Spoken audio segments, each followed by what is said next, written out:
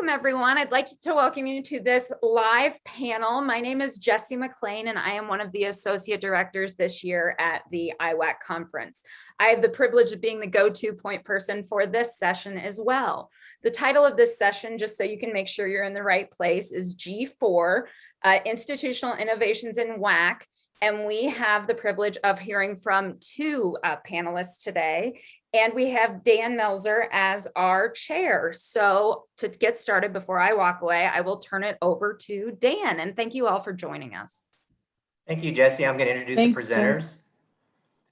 Dr. Naomi Clark's presentation is titled WAC Networks for Precarious Times, Imagining New Methods for Established Models at Small Liberal Arts Colleges.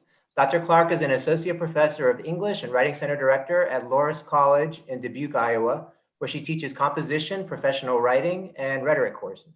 Her research interests include the circulation of political rhetoric and the integration of public writing and WAC in institutional infrastructures.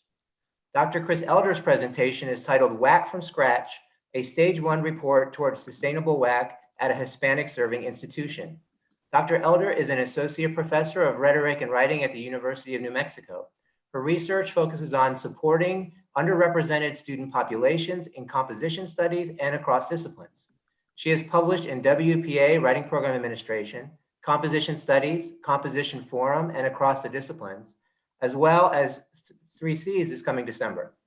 She is co-editor of the collection Defining, Locating, and Addressing Bullying in the WPA Workplace 2019 by Utah State University Press. She teaches courses in composition theory, pedagogy, grammars, visual rhetoric, professional editing, and WAC. She was most recently awarded the 2018 Outstanding Teacher of the Year Award for tenured faculty at UNM. Dr. Elder has served on the executive board for CWPA and is currently an elected member of the 4Cs Executive Committee. I've had the pleasure of collaborating with Dr. Elder for the past few years in a consortium of WAC programs, and I know she'll be discussing this work in her presentation today. And now I'm going to turn things over to Naomi. All right, well, thank you. I thank you all for coming to our panel. I think our presentations today are going to be, well, they reflect two very different institutions, but I'm really interested to see what connections will surface. So I'm going to start by pulling up my slides.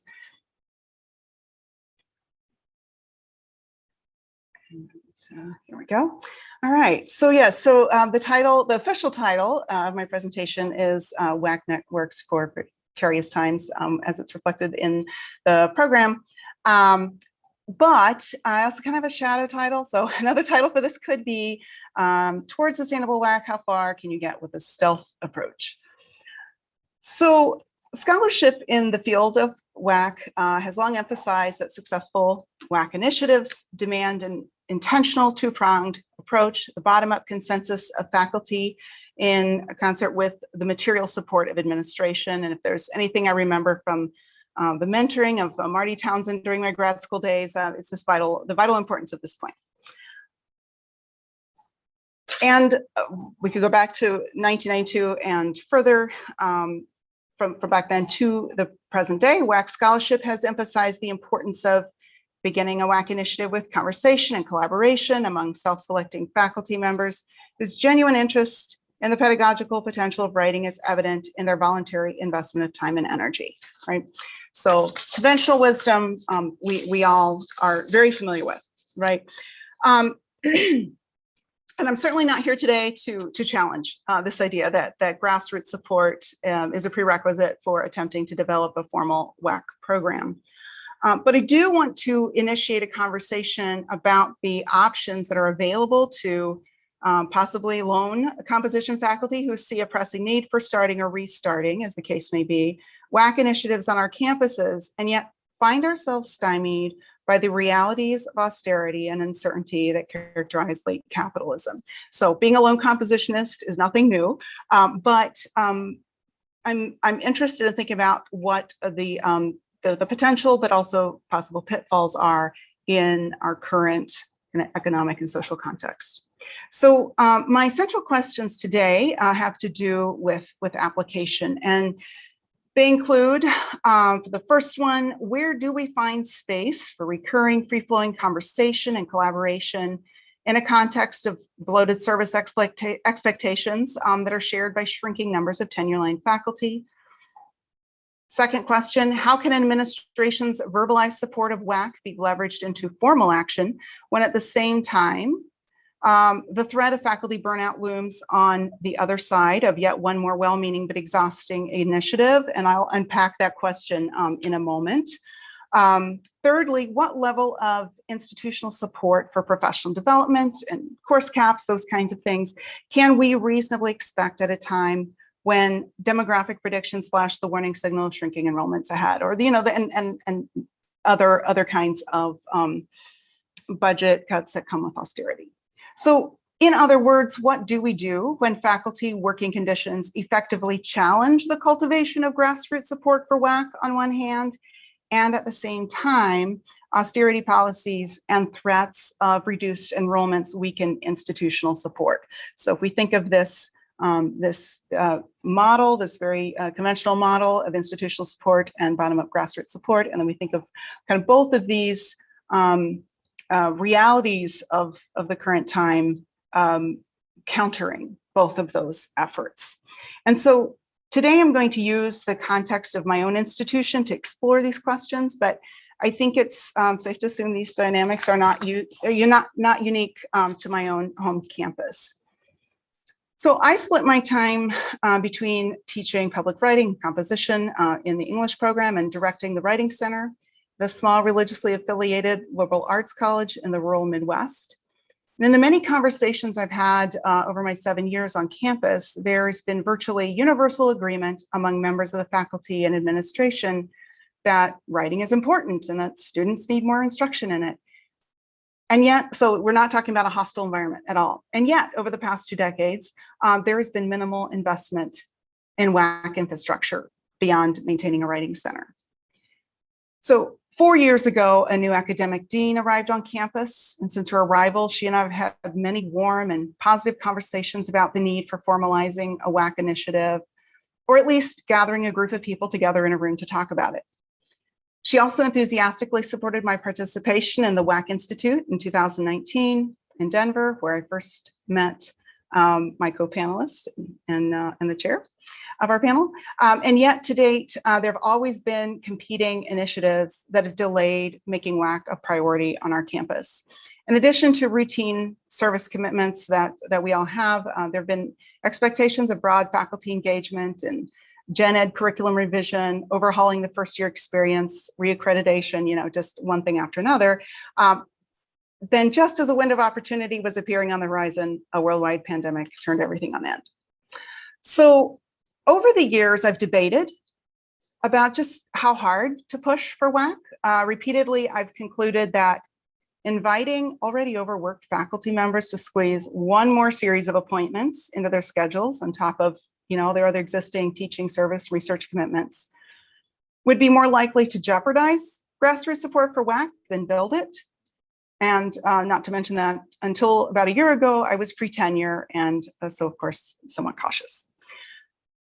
So at the same time, the need for WAC on our campus hasn't waned. There have been anecdotal reports of students who say they haven't had a writing assignment in years. And the dwindling number of students visiting the Writing Center seem to suggest these reports may be closer to the truth than anyone would like to admit. Also, I found many newer faculty expressing genuine interest in WAC and some already implementing writing instruction in their courses. And I'm delighted that one of them has joined us here at the conference this week, Dr. Sarah Casella from Neuroscience. And she's doing wonderful work in her classes with writing and community-based learning. So if you see her in one of the sessions, she's one of my colleagues. As I've bided my time, awaiting a kairotic moment for WAC, I've been seeking to cultivate interest by dovetailing professional development resources with existing programs and initiatives. And so this has taken the form of collaborations, sometimes with faculty in programs, within the context of their programs, also collaborating with a Center for Teaching and Learning to introduce engaging ideas to folks who were interested, Also collaborations on workshops, like one-off workshops that support writing instruction that connects with other ongoing programs on campus. Also, I focused on expanding writing center services. And so this has taken the form of embedding writing tutors in first-year seminars in a way that I hope might be the beginning of a writing fellows program one day. Also last spring spring of 2020, the AWAC virtual workshop on strategies for online WAC faculty development gave me the idea for sending out kind of micro professional development resources every week to faculty. And here's a screenshot of one of those emails. So most recently, I compiled a WAC starter kit, which is essentially a resource guide for faculty new to WAC. And I can, well, in a minute, I will put the link to this in the chat. It's on a Word doc, but it draws on the teaching resources that are available online, many teaching resources, as we know, but they're structured in a way that you might structure a workshop, right? An in-person workshop. And I selected sources to like key sources that folks would need without overwhelming them with everything that's out there. And I know there was another presentation here on asynchronous workshops, and I'm really interested in that as well.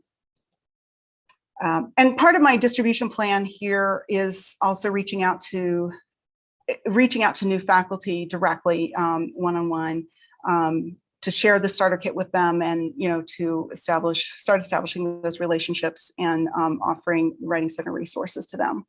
So collaborating and making resources available to faculty are hardly new concepts in WAC scholarship and practice, of course. However, they're typically promoted as important ways to continue WAC initiatives. And what I'm interested in exploring here is how these practices might also be ways to cultivate and maybe even construct WAC infrastructure within the constraints of overworked faculty and under-resourced programs. And I found actor network theory as a useful way to think about this kind of ad hoc, stealth, kind of depends on the mood of the day, approach to cultivating WAC infrastructures. And although my path to actor network theory was through scholarship and rhetoric, there's obvious resonance between how I'm thinking about WAC networks here today and the whole systems approach that Dan Melzer and his co-authors present in Sustainable WAC, and specifically their discussion of systems theory and social network theory. And today, oh, there we go. Sorry about that. Here we go.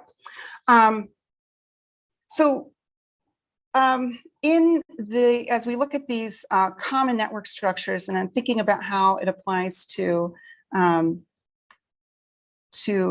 this kind of nascent WAC program building,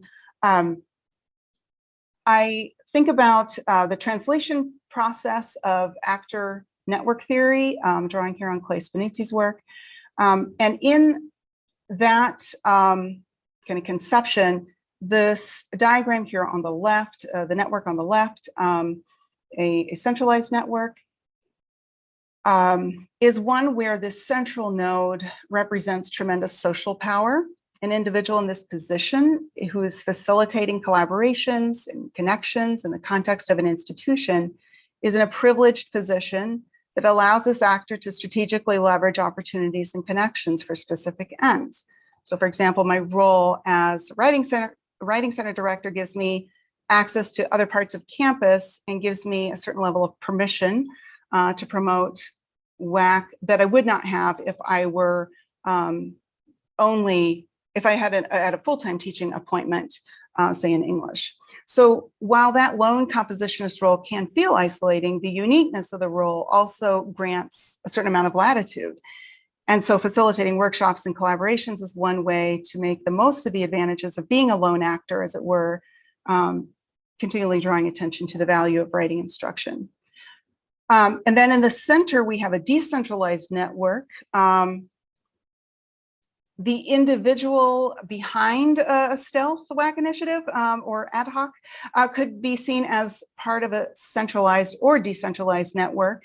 In reality, my situation is more like a decentralized one because writing instruction is still happening across campus, apart from apart from anything that I'm doing. We've got first year writing, we've got writing assessment, we've got individual faculty doing writing instruction. But at the same time, an important point here is that a fatal flaw of these two network structures is that they are dependent on the strategic efforts of that central node, that central individual. And they're not sustainable structures because one threat to the central hub can take down the entire system. So in line with the whole systems approach, a sustainable infrastructure resembles distributed networks. So that's one pictured here on the right. To be sustainable and transformative, infrastructure networks need an abundance of redundant connections or relationships. That is, being dependent on an individual or two to facilitate connections while scavenging for resource crumbs from the institution is the antithesis of sustainable WAC. So the challenge for an ad hoc WAC initiative, like what I'm describing here today, is how to turn a centralized, decentralized network into a distributed network. And this brings me to my two concluding questions. Is it possible for a stealth or ad hoc WAC initiative to become a distributed network where a web of relations between partnering programs and departments occur independently of a given point person? So in short, can this be done? And then two, if a thriving and sustainable WAC program is defined as one that's part of the campus culture, supported by the shared investment of both faculty and administration, how does a stealth WAC initiative become a distributed network? So the first question is, can it be done? And number two is, how might this happen? So if you can help me answer either of these questions, I'd welcome your input in the Q&A. So thank you. And these are my work stencils.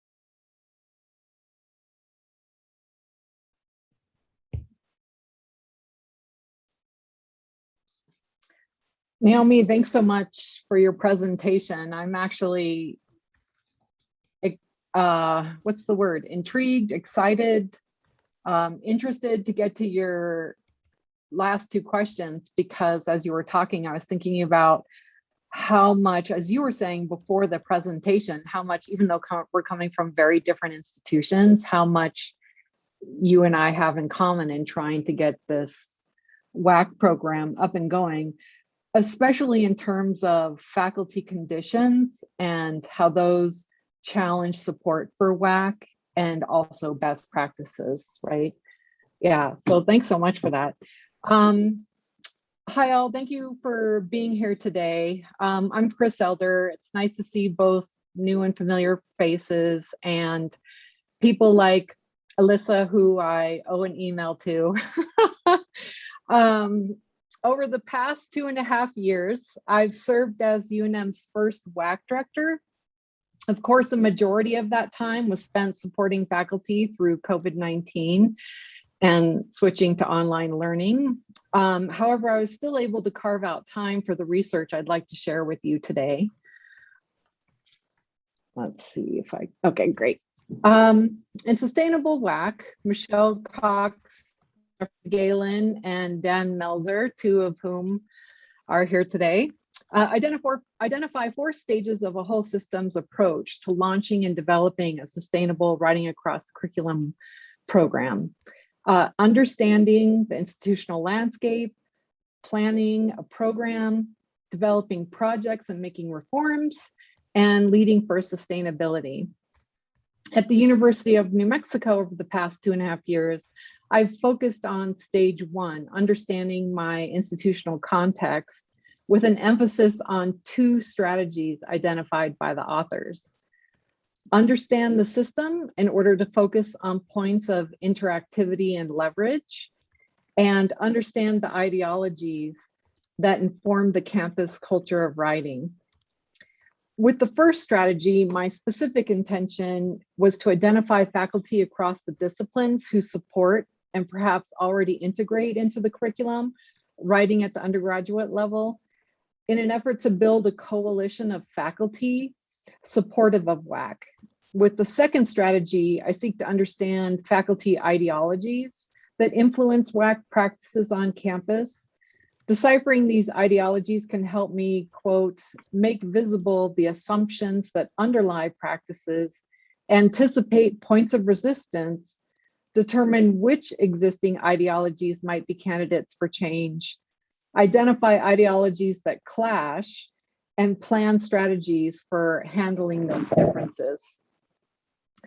To this effort, via a case study approach as exemplified by Michel Lafrance in Institutional Ethnography, a theory of practice for writing studies researchers, I'll present on how I have used institutional ethnography as a methodology to map where undergraduate writing is happening on campus, as well as who among my faculty colleagues are encouraging undergraduate writing in which disciplines, for what reasons, and in the face of what particular challenges, including the material conditions that may either help and or hinder faculty efforts. And I think those material conditions are something that Naomi was getting at. So UNM is the state of New Mexico's flagship university. The Albuquerque campus, where I'm located and where this research took place, is an R1 Carnegie classified, very high research Hispanic serving institution. In fall 2019, pre-COVID, over 87% of students on campus were from the state of New Mexico. These are undergraduates. And over 70% of beginning freshmen who had recently graduated from a New Mexico high school were students of color. These statistics will be important later on. Additionally, nearly half of UNM student population identifies as first generation, with neither parent having received education beyond high school or not having earned a 4-year degree. At UNM, we often say that we teach the future demographic of higher education today. The opportunity to work with this student population is why I chose to come to UNM 9 years ago. Based on the significant percentage of students at UNM from historically marginalized or traditionally excluded backgrounds and the challenges our state faces, as we consistently rank the lowest among the 50 states for child well-being, UNM offers a rich landscape to illustrate and argue for the usefulness of an institutional ethnographic approach when working toward the understanding and development of a sustainable WAC program. As Elizabeth Townsend notes, our contexts, whether explicitly or invisibly, shape our practices. And to undertake an IE project is to uncover the empirical connections between writing as individual practice and the conditions that make a site of study unique. Therefore, I hope to identify what about my specific institutional context might both support and challenge a campus-wide commitment to WAC. Originating with Dorothy E. Smith, IE goes beyond traditional approaches of empirical ethnographic research within institutions. So rather, IE offers an ethnographic model developed from, quote, principles of feminist cultural materialism to focus the researcher's eye on the unique personal experiences and coordinated practices of individuals. Lafrance suggests that to better understand institutional sites of writing, IE offers writing studies researchers a methodology to reveal the deep and often hidden investments and experiences of stakeholders. making visible the values, practices, beliefs, and belongings that circulate below more visible or dominant discourses. And this is something specifically I'll get at later in my presentation. Specifically in regard to writing studies, IE's approach collapses distinctions among writing instruction, and the institution, framing writing as a sorry, my door just slammed shut. And the institution framing writing as a discursive technology that enables people to negotiate, organize, and understand their institutional environment. IE, in other words, serves to make visible those aspects of writing beliefs that can largely remain hidden, but that certainly influence one's writing practices or response to others' practices. In fall 2020, with IE as my methodology, I set out to understand from faculty what served to either help or hinder their work with undergraduate student writers, in the hopes that as a campus, we could capitalize on what was working well and address in a more comprehensive way the challenges faculty and students faced. In an effort to address these aspects, I employed a mixed methods approach via faculty survey, semi-structured faculty interviews, and the collection of teaching artifacts, including course syllabi, assignment prompts, and writing assessment criteria. My focus for this presentation is on my analysis of data collected from faculty respondents incorporating undergraduate writing in their courses, and specifically their responses to the following two of the 35 survey questions. So these are 2 out of 35 questions I asked. What are your motivations for having students write in a chosen course? Faculty could choose a course to focus on. And what are the challenges or the barriers for you having students write in a particular course? Despite the unprecedentedly difficult semester faculty faced due to a global pandemic at the time of this research, I was encouraged by the response rate from faculty and understand this to be a positive measure of commitment among faculty to undergraduate writing at UNM. Of the 1,300 faculty I individually emailed the survey to, 344 or 26% responded. Of these participants, 262 respondents or 76% indicated that they do teach undergraduate courses. And of that number, 226 or 86% indicated they do use writing assignments or writing activities in at least one undergraduate course.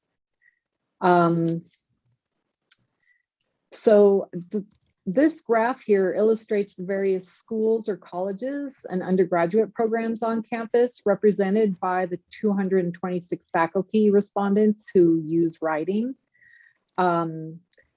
Perhaps it's no surprise that the greatest number of responses came from faculty within the College of Arts and Sciences, which not only includes disciplines in the humanities, but also some of the largest programs on campus. However, the response rate from participants and the representation from all schools and colleges with undergraduate programs on campus bodes well for identifying points of interactivity, leverage, and interest for promoting and sustaining WAC at an institutional level at UNM. With a new understanding of where undergraduate writing is happening on campus and receiving support across disciplines, my next goal was to identify faculty's motivations for incorporating writing into their undergraduate courses, as well as the challenges they face in doing so. Their motivations, as shown in the following graph, also speaks to a possible campus commitment to WAC. The graph illustrates a taxonomy of the 381 example motivations given by 220 faculty survey participants in response to the open-ended question, what are your motivations for having students write in a particular course? As depicted, faculty motivations have been classified into 12 categories, with the greatest number of faculty, a little more than half of the 220 respondents, identifying the promotion of transferable skills as a motivation for emphasizing writing in an undergraduate course. While only 2 faculty actually used the term transfer, respondents indicated in very clear terms the importance they see in helping students develop transferable skills, whether in preparation for graduate school, their future professions, and or life more generally.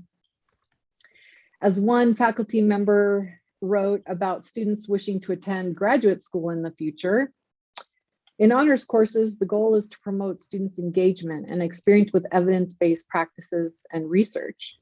The majority of students in the course desire to obtain a graduate degree in nursing, which requires writing skills. My goal in assigning written assignments is to promote their growth and development throughout our undergraduate program to ensure advancement in their career trajectory.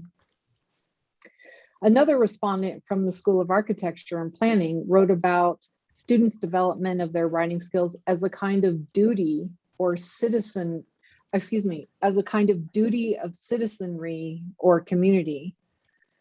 I know the value of language in general and as a written record or communication. I'm motivated by the awareness of just how much the misuse of language is responsible for bureaucratic insensitivity to reality, for political tribalism and fractured communities, and for interpersonal confusion, resentments, and even outright hatreds.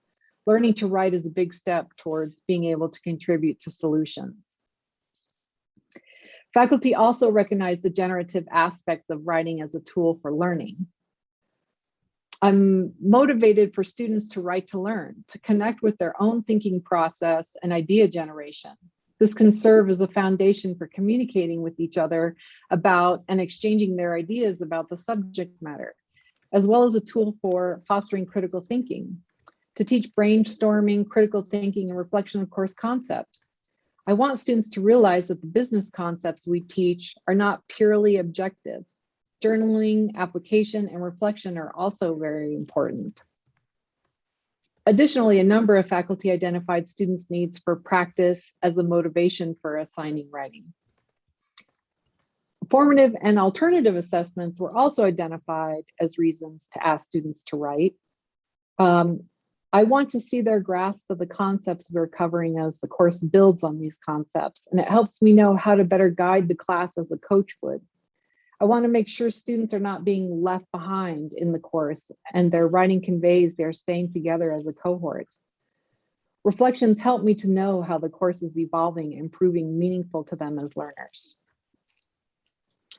An additional faculty member says, this course is meant to increase scientific thinking and reasoning skills, as well as point out the fundamentals of physics as they apply to everyday life. The students are far better served if they leave the class able to talk about able to talk or write about the course material than they are if they can pass multiple choice tests. A further motivation was respondents' expectation to use writing as a way to motivate or engage students in coursework, hoping to pique their interest. Of course, these quotes had me cheering, sometimes out loud, as I believe the faculty expressed attitudes and beliefs about writing as a tool for learning suggests an ideology that would support a faculty commitment to WAC at UNM.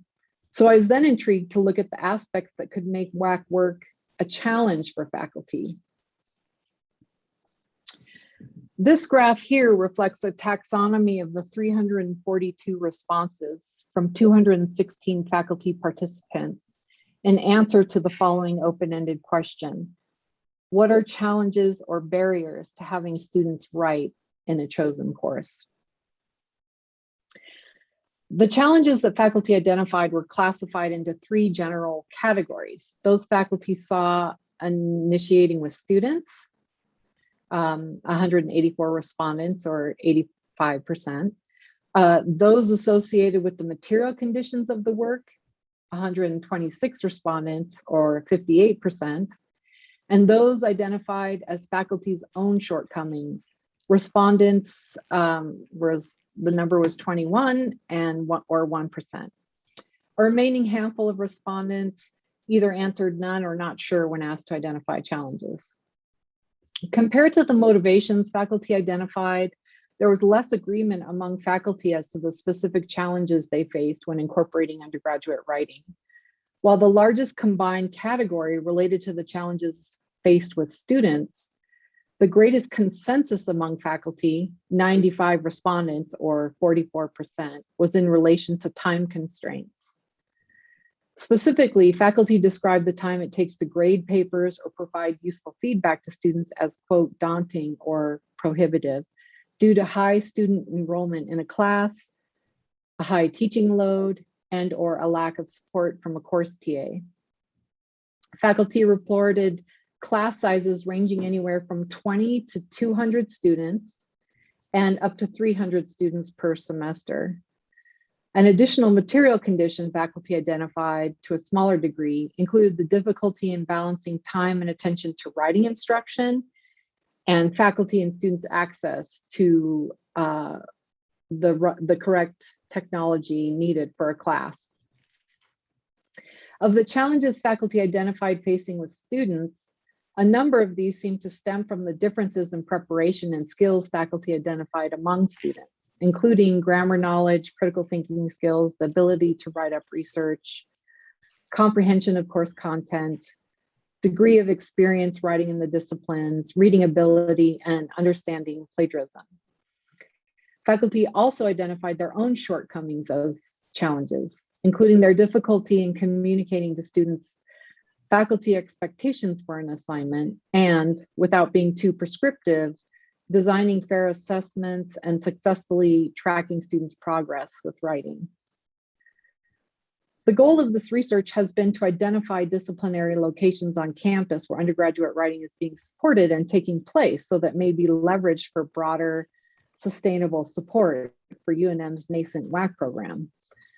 Additionally, I've sought to identify some of the ideologies held by faculty, as well as the material conditions of their work that can influence their teaching of undergraduate writing, and identifies from where I may continue my work with faculty. As stated by Smith and quoted by LaFrance, through IE, we can begin to see how notions of writing and its institutional context are co-created in the inter-individual interplay among discursive structures, material actualities, and the work individuals carry out. This interplay of individual and institutional factors, or discursive pivot points, may either help or hinder, or both, a commitment to WAC as one's institutional context shapes conceptions of writing, including our own and of those around us, for good and for bad. While the faculty motivations are encouraging for developing and maintaining a sustainable WAC program, the challenges that faculty identify point to ruling relations at the institutional level that impede faculty's work and students' development as writers. Returning to Janet Rankin, a central methodological tool of IE is the research problematic. The research problematic are the conflicts revealed from the data collected between authorized and experiential knowledge. Within this study, authorized knowledge is comprised of the institutional policies that direct faculty work. For example, course caps, lack of program objectives related to writing, the lack of a cohesive institutional approach to promoting student development as writers, versus the experiential knowledge of faculty that reveal what they know to work best. For example, lower course enrollment, fewer assignments with more drafts, more meaningful assignments, a la Iadici, Lerner, and Geller. In other words, the research problematic revealed in this study lies at the disjuncture between what administrators believe to be working well versus what faculty know not to be working well, as evidenced by the data collected from faculty. We can also see, as I believe, where faculty have a misplaced understanding of the challenges of WAC work by not recognizing the socially organized ruling practices within the institution that don't allow for faculty to address the needs of a diverse student population. take the following quote, for example, from a survey participant about student writing. And I feel the need to offer a trigger warning at this point because the faculty quote I'm about to put on the screen is ripe with various isms, including racism. Students come in from high school with woefully inadequate basic writing skills and almost no research, synthesis, and factual interpretation skills whatsoever. This, of course, varies widely, a second challenge for a teacher. There are differences in preparedness between New Mexico and out-of-state students. The implication here being that New Mexico students are worse prepared. In addition, our classes attract a high proportion of foreign students whose English ranges from superb, better than native speakers actually, to abysmal. This faculty comment brings to mind Janet Rankin's notion of the research problematic.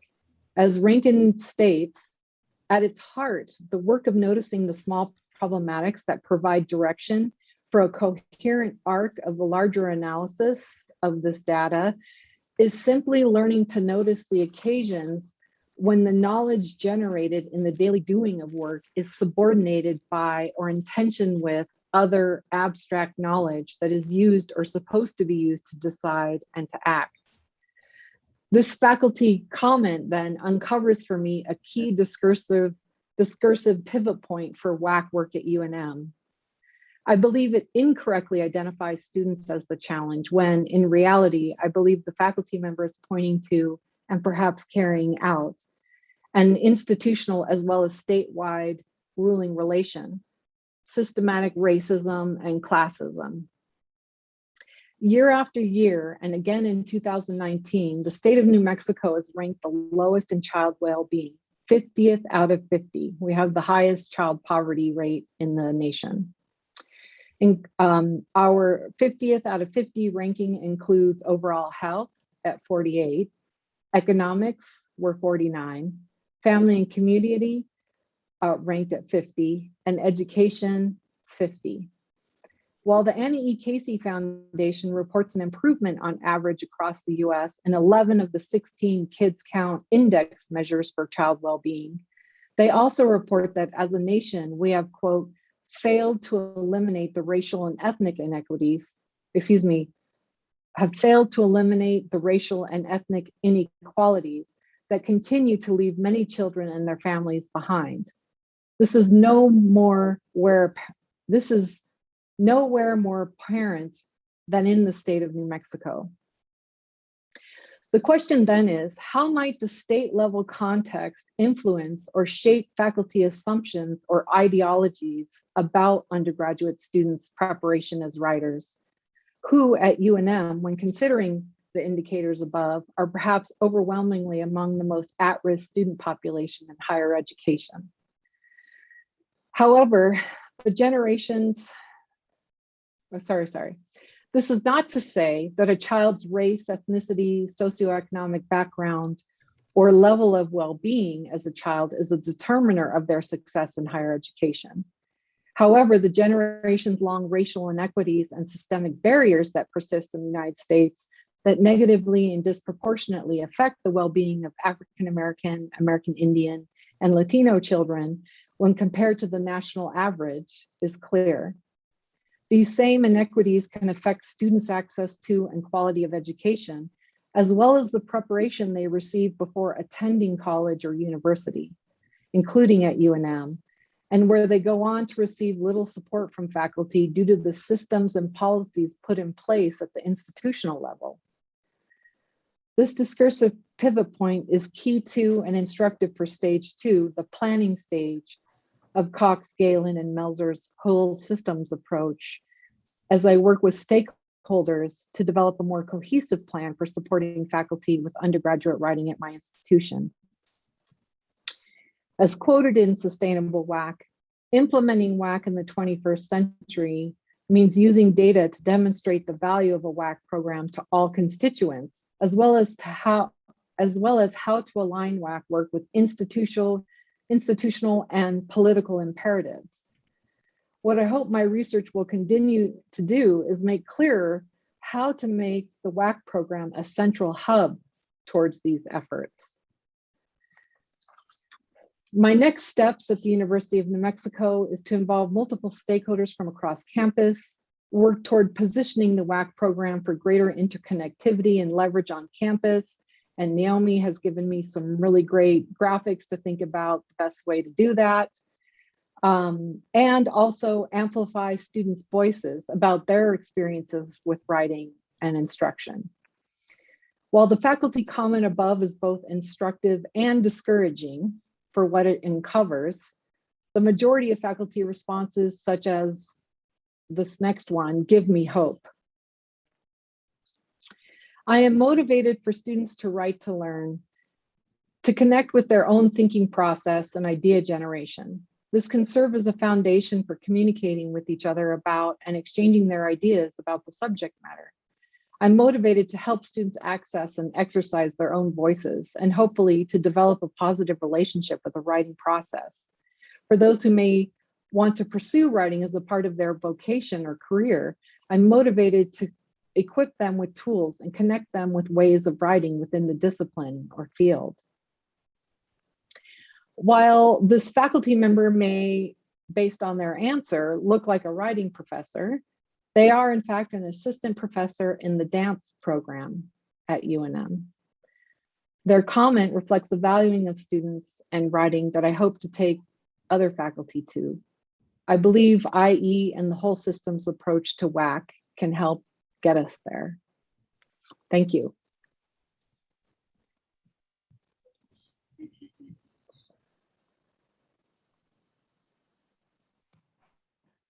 Thanks, Naomi and Chris. Great job, both of you.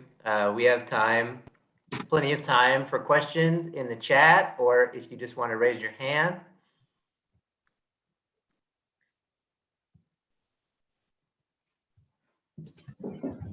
Bruce.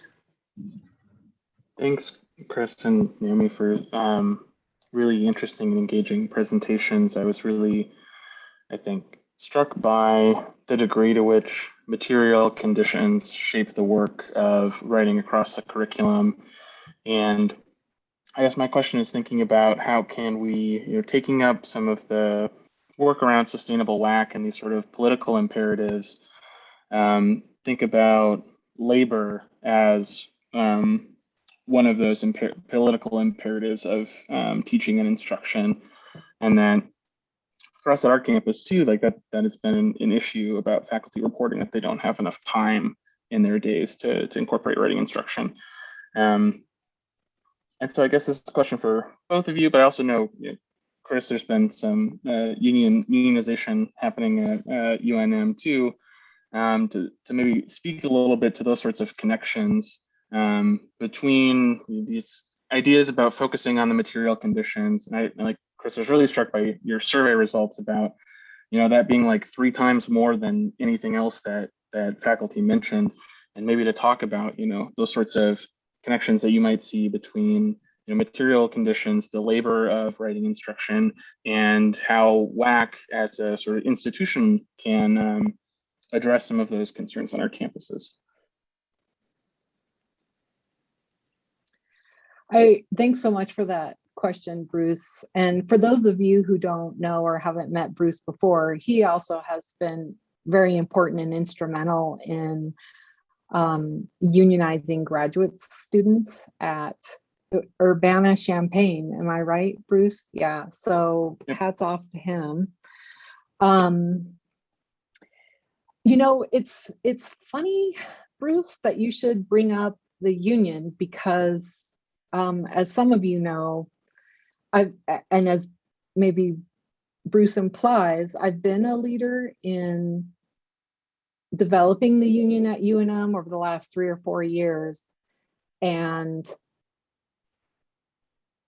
I was negotiating our final contract with admin over this last year and during COVID, and during the second of a 2-year probationary period as the first WAC director at UNM.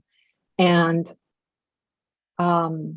sort of the coda to my presentation is the brand new associate vice provost for faculty success at UNM. His background is in political science. He has eliminated my position.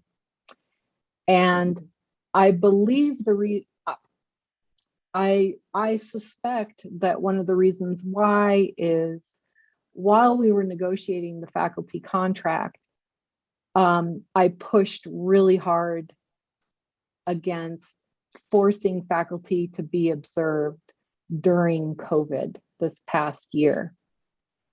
And I think what this particular admin person saw in that moment was, as WAC director, I'm still a tenured faculty member. It's not a staff position. I maintained my faculty position on purpose. And I think now with the union, they see I have too much say in what's going on.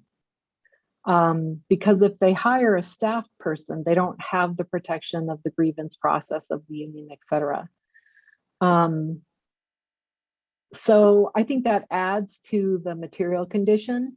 So one of the reasons why I like Naomi's first question so much about stealth WAC is because that's where I'm headed. I mean, I'm not going to give up my identity as a WAC director or as someone who supports faculty and students across disciplines. It's just that, you know, I'll have to do it as a part of my research identity as a tenured professor and in stealth ways, you know, without necessarily the stamp of approval from the administration. I will also say, just serendipitously, my colleague Beth Davila and I, she's also at UNM, we have an article coming out in C's in December, and the title is, this all came together at the same time, like this acceptance of this article and this, you know, notification from this associate provost. So the title of the article is Bullying by Disregard, Writing Program Administration and Violations of Academic Freedom. And if you read the article, it's as if this happened and then we wrote the article, but it's actually the other way around. It was like a self-fulfilling prophecy almost.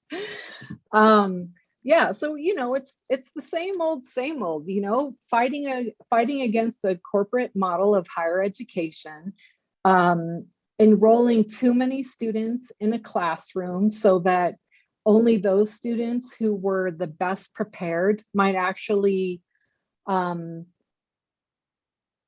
get the instruction they need, while other students, due to socioeconomic conditions, weren't as equally prepared, and they continue to not have their needs addressed in higher ed because there's not time to do that. And as you pointed out, Bruce, that's a lot of labor to put on faculty, right? Like how, and it's a lot of labor to put on faculty because the institutional policies make it difficult for faculty, right?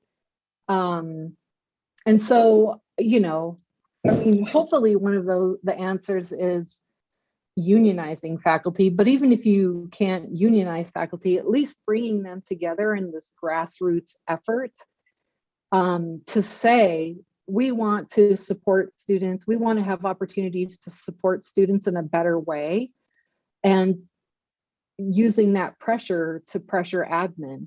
But, you know, as many of us know here, although we may have the expertise, that expertise is often disregarded. And I feel like I might not have addressed your question, but I also want to give Naomi a chance to. Wow. I thought there would be parallels between our work, you know, despite being at very different institutions. But wow, even more than I expected. It does strike me that, like, wow, it would be great if we could kind of leverage the potential of WAC as a kind of way to cultivate collaboration and that kind of thing among faculty, right? And if that could then lead into unionization and that kind of collective bargaining. I know, I mean, at my own campus, you know, at a small campus, like it's, I don't know what that would look like here. I mean, it feel, you know, because everything is, when it's a small campus, it's, everything's personal, right? And it's very different than like on a large research institution. So, but similar concerns. And I've, you know, and I've thought about it in terms of like the, you know, my situation, like it's not hostile. Nobody's saying writing instruction doesn't matter. And yet somehow, you know, it never kind of rises to, and I don't think it's nefarious. I don't think it's, you know, I think it's simply, you know, lack of resources and all these economic pressures that everybody else is feeling too. So, yeah, I'm gonna answer the question. Yeah, I'm gonna push back against that a little bit because I think we're conditioned to believe it's not nefarious and that it is issues of austerity, right? But UNM has money. It's just we don't prioritize writing or students. That's not where we put the money, right? So I'm not pushing back against you, Naomi. No. I'm pushing back against that idea, right? I think that's an important point. It is. Institutions have a way of finding money when they're motivated to. Yeah. Yes. We see that again and again. Yes. Yeah. Yes. To fund the things that they think are important. Yeah. Agree. Bruce, did we address your question at all? Yeah, I think so. And I just like in hearing the conversation, I'm also kind of struck by how often our guides to how to start WAC programs often really mirror almost in kind of like a one-to-one way, how to start unionizing, you know, thinking about initial conversations, getting together with, you know, stakeholders, people who are, you know, the early adopters, and then going out from there and seeing how those things like really resonate, you know, reading across those two areas. Yeah. Bruce, you have me, sorry, Dan, you have me thinking about too, I mean, now you have me thinking about how like unionizing can serve as a network example of how to do this work, you know? I mean, because unionizing starts out stealth, you know, you can't let admin know what's happening in order to be successful, right? So Dan, maybe you were going to point out Brian's question in the chat. He asks what a distributed network might look on campuses. And I think it would look a lot like a union because also too, you know, I mentioned that Albuquerque campus is a research one, but we also have at least 4 branch campuses that are basically our community colleges, and they often get short shrift when it comes to funding and thinking about student needs, et cetera. And that's one way the union has really made a difference for adjunct faculty and for those other branch campuses. So I think it's just an example of strengthening networks and faculty coming together and as a collective, I guess, pushing against admin's notion of what higher education should be. So, sorry, Dan.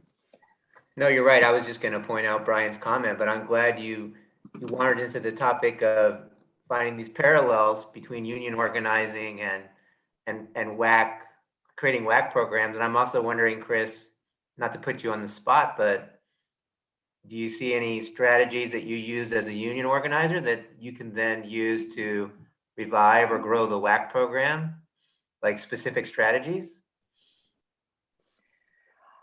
Yeah, and I don't know if this is too specific for you, Dan, but just so you all know, what I did was I basically went through all of the web pages of the different colleges at UNM's Albuquerque campus and put all the faculty emails in an Excel sheet. And, you know, so I collected those 1,300 emails, and then, and that doesn't include some faculty while it includes others, but So I now have an email list of 1,300 faculty, 300 plus of which are at least interested enough to have responded to my survey, right? During a pandemic. So one, I don't need a UNM listserv in order to email those faculty directly. I have my own database. And using mail merge, I can individualize those emails, but send them all out at the same time. Like I can individualize names, departments, etc., disciplines. So that's one way. Second, because of my visibility as a union leader on campus, and also because of my visibility working with the Center for Teaching and Learning the past 2 years, what's to stop me from offering my own faculty development workshops? All I have to do is reserve a room, right? And send out dates and a schedule to those 1,300 faculty. I mean, it's basically, I'm gonna do the work whether admin supports it or not. So those are two specific ways that I'm imagining. And Naomi, of course, gave some good examples as well in her presentation that wouldn't, you know, when you need admins support is possibly when you need money to do these things, but you know, there are other ways to get it, and you know, there are ways to do things without money if you don't have it. Well, I know we're running out of time, but Chris, I appreciate those thoughts. And Chris and Naomi, I appreciate both of your presentations. Great job. And thanks everyone for the good discussion. And there's some more discussion happening in chat if you want to check that out. But thank you very much, everyone, for attending, and great job, presenters. Thank you. Thank you for being here. Thanks for coming.